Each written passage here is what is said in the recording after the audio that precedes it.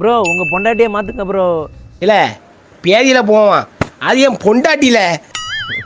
ஏதோ இந்த ஜவுளி கடையில் போய் துணியை எடுத்துகிட்டு வர்ற மாதிரி சைச்சு காணலன்னு சொல்லிட்டு ரிட்டர்ன் போய் மாற்றோமே, அந்த மாதிரிலாம் மாற்ற சொல்கிறியே.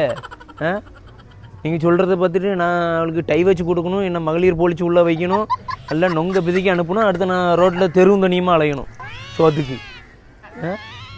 சோத்தில் மண்ணள்ளி போட வைக்க. ஏய் நான் என்ன சொல்கிறேன் அண்ணா, நீங்கள் ஒரு 2வது கல்யாணம் முடிங்க அப்படின்னு சொல்லி பாருங்கள். அதுக்கு எவ்வளோ இனிமையாக இருக்குது, மனசுக்கு எவ்வளோ சந்தோஷமாக இருக்குது. 2வது கல்யாணம் முடிங்கண்ணா, அதை விட்டுட்டு மாற்றுங்க அப்படி இப்படின்னா அது என்ன கணக்காகும்? இதுக்கே இப்படி சொல்கிறீங்கள. என் ஜாதகத்தில் வந்து 4 பொண்டாட்டி இருக்குது, 4 பொண்டாட்டி. துப்பில் ஆனால் 4ல் 1 கூட குறையாது. 4 பேரும் கட்டி கேரம் போர்டில் ஆட வைக்கிறேன்னா இல்லையா என்பார். சும்மா தான்ப்பா சொன்னேன். கோயில் கூட வேறு முடிஞ்சிட்டு கண்டென்ட் எதுவுமே கிடைக்கல, அதான் கமெண்ட்டுக்கு ஆகிட்டு ரீப்ளே பண்ணுமோன்னு பண்ணேன்.